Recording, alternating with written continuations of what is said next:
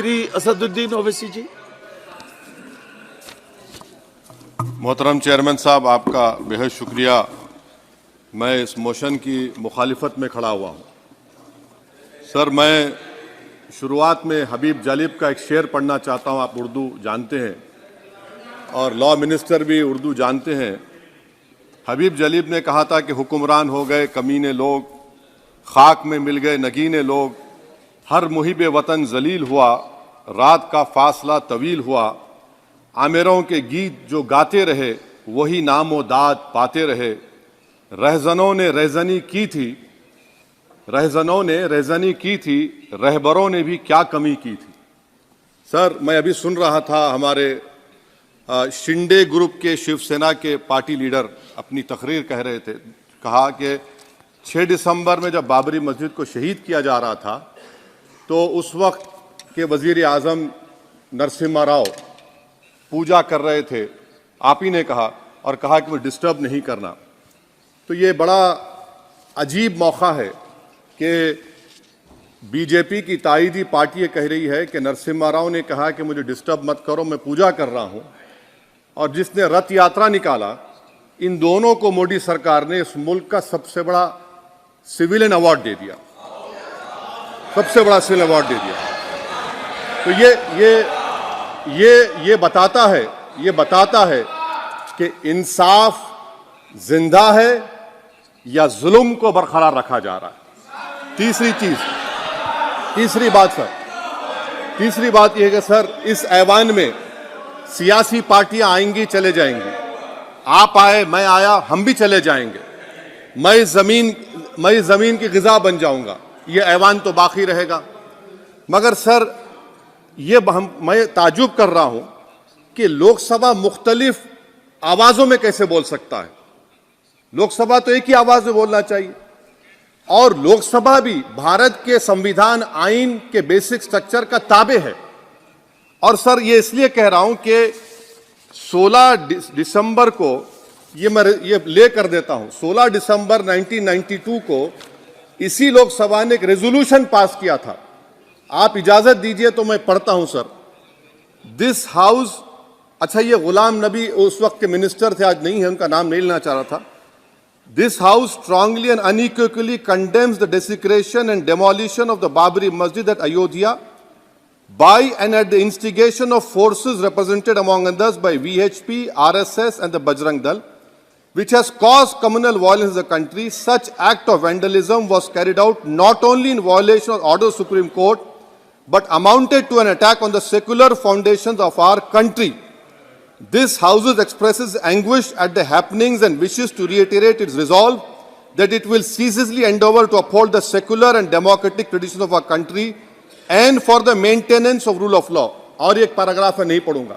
मैं ताजुब कर रहा हूं कि जब इस ऐवान ने एक रेजोल्यूशन पास किया तो हुकूमत आएगी जाएगी, और हुकूमत ये मोदी हुकूमत जश्न मना रही है जो 6 दिसंबर को हुआ। तो ये एक बात है सर। चौथी बात यह है कि सर, नहीं, 6 दिसंबर के ऊपर कोई जश्न नहीं है। राम मंदिर के निर्माण की जो प्रतिष्ठा हुई है उसको संबोधन कर रहा है, और वो सर्वोच्च न्यायालय के द्वारा तथ्यों के आधार पर दिए गए निर्णय के कारण से हुआ है। सर्वोच्च न्यायालय का निर्णय है, तो तथ्यों के आधार पर निर्णय है। वो विषय आपने बोल दिया, ठीक है, ओके। परंतु जो मंदिर का निर्माण है वो नियमानुसार सर्वोच्च न्यायालय के निर्णय से तथ्यों को देख करके। और एक सेकंड, आप इस्लाम के बहुत जानकार हैं, विद्वान हैं वैसे भी अब कानून के। यदि किसी अन्य धर्म के स्थान पर मस्जिद बनाई जाए तो शायद उसको मान्य नहीं किया जाता। अभी एएसआई ने, सुप्रीम कोर्ट ने स्वीकार किया है कि वहां पर राम मंदिर था, तो इस विषय केवल यह है कि वहां पर राम मंदिर ठीक बना कि नहीं बना, वो विषय हो गया। तो कृपया इस पर यदि आप कुछ बोले तो बोलें प्लीज। सर, मैं आपको गलत साबित कर दूंगा सर। और मैंने रुक तो जाइए बड़ी इज्जत के साथ सर, मैं आपकी बड़ी इज्जत करता हूं सर। आपको मैं कोट कर रहा हूं सुप्रीम कोर्ट का जजमेंट, पैराग्राफ 1222 रोमन 17, उसमें लिखा गया है, the destruction of the mosque took place in breach of the order status को and the assurance given to this court, the destruction of the mosque and obliteration of Islamic structure was an egregious violation of the rule of law. Egregious का मतलब जो छोटी मोटी अंग्रेजी में आती है वो क्रिमिनल एक्ट कहा। और सर आपने कहा था कि वहां पर मंदिर को तोड़कर बनाया गया। सर मैं आपके सामने ये तमाम चीजें लेकर दूंगा, सुप्रीम कोर्ट के जजमेंट के पैराग्राफ्स हैं जिसमें सुप्रीम कोर्ट ने एएसआई की रिपोर्ट को नकारा। उन्होंने कहा कि मंदिर को तोड़कर मस्जिद नहीं बनाई गई थी। सुप्रीम कोर्ट ने कहा, ये सुप्रीम कोर्ट ने कहा। अब और मैं रख दूंगा, आप पढ़ लीजिए, आप पढ़ लीजिए। अच्छा सर मैं अपनी तकरीर पर आ जाता हूं, मैं अपनी तकरीर पर आ जाता हूं सर। तो मैं अपनी बात कर देता हूं सर। तो मैं ये पूछना चाह रहा हूं कि क्या मोदी सरकार एक समुदाय, एक मजहब की सरकार है या पूरे देश के मजाहिब को मानने वालों की सरकार है? जिसको नहीं मानते उनकी सरकार है? हमको बता दीजिए। क्या मोदी सरकार सिर्फ एक फिक्र और नजरिया हिंदुत्व की सरकार है? क्या इस देश का, इस गवर्नमेंट ऑफ इंडिया का कोई मजहब है? इस वतन अजीज सबके मजहब को मानता है। सर मेरा मानना है कि इस देश का कोई मजहब नहीं है। क्या ये सरकार 22 जनवरी का पैगाम देकर ये बताना चाहती है कि एक मजहब को दूसरे मजहब के मानने वालों पर गलबा और कामयाबी मिली? क्या आइन इसकी इजाजत देता है? क्या ये पैगाम आप जब ऐवान से दे रहे हैं तो 17 करोड़ मुसलमानों को आप क्या पैगाम दे रहे हैं? ये मैं आप पर छोड़ता हूं। सर 49 में धोखा हुआ, 86 में धोखा हुआ, 92 में धोखा हुआ, 2019 और 22 में भी इस ऐवान के जरिए हमको धोखा दिया जा रहा है। और अफसोस के साथ कहना पड़ता है सर कि मुस्लिम अक़लियत को हमेशा ये कहा गया कि तुमको भारत के शहरी बरकरार रहने के लिए एक बहुत बड़ी कीमत तुमको चुकानी पड़ेगी, और हम पर इल्जाम लगा दिया गया। सर क्या मैं बाबर का स्पोक्स पर्सन हूं? क्या मैं जिना का स्पोक्स पर्सन हूं? क्या मैं औरंगजेब का स्पोक्स पर्सन हूं? बताइए सर, आखिर मैं कहां तक आप मुझे लेकर जाएंगे? दूसरी बात यह है सर, दूसरी बात यह है कि फिर 6 दिसंबर के बाद देश में फसाद हुआ, नौजवानों को टाडा में डाला गया जो बूढ़े होकर निकले।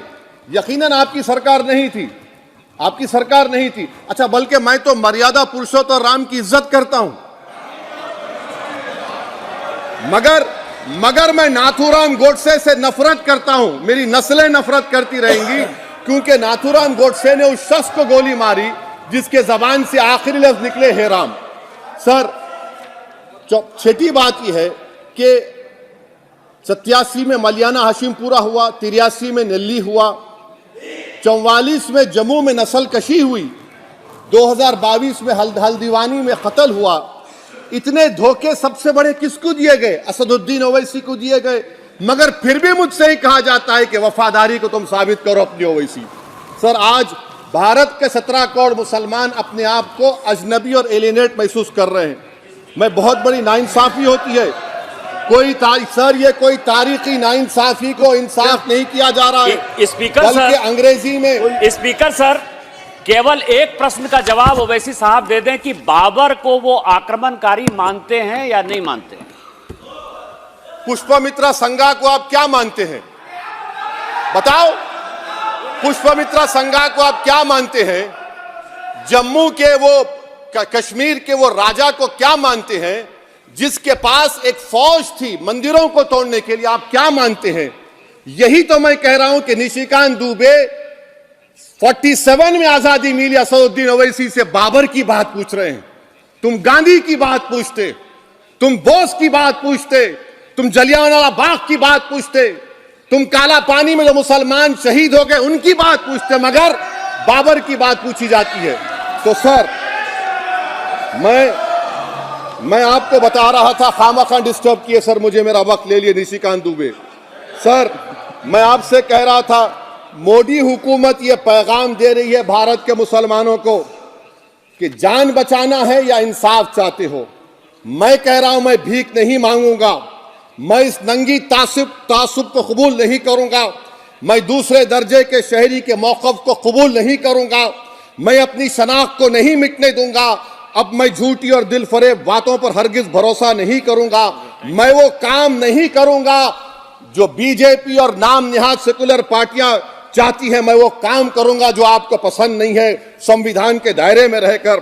सर, कंक्लूजन में मैं आपको बताना चाहता हूं कि आज इस देश को किसकी जरूरत है। इस देश को अयोध्या में, तारीख शायद नहीं पढ़ते होंगे, मौलाना अमीर अली कौन थे, पुजारी बाबा रामचरण दास कौन थे, अयोध्या के पुजारी थे।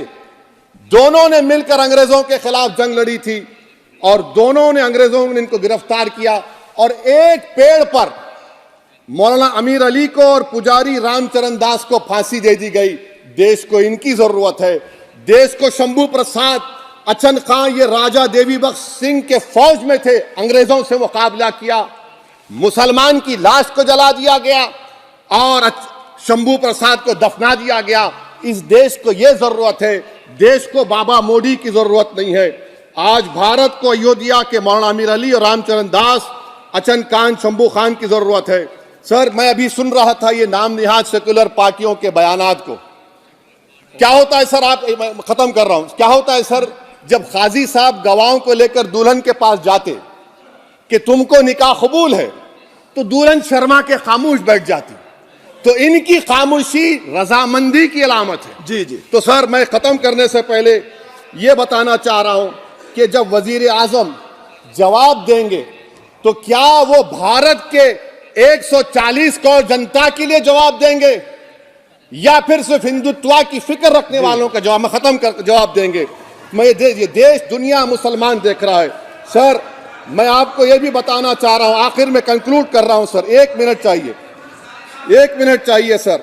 सर, मेरा मानना यह है कि आज मैं बहैसियत एक भारत के गयूर मुसलमान के, let me stand as a tall Indian Muslim and say that the light of Indian democracy today is at its dimmest today, sir. Sir, in conclusion, मेरी फिक्र में, मेरा ईमान मुझे कहता है कि जिस जगह पर मस्जिद थी, है और रहेगी, बाबरी मस्जिद है और रहेगी, बाबरी मस्जिद जिंदाबाद, जिंदाबाद, भारत जिंदाबाद, जय हिंद।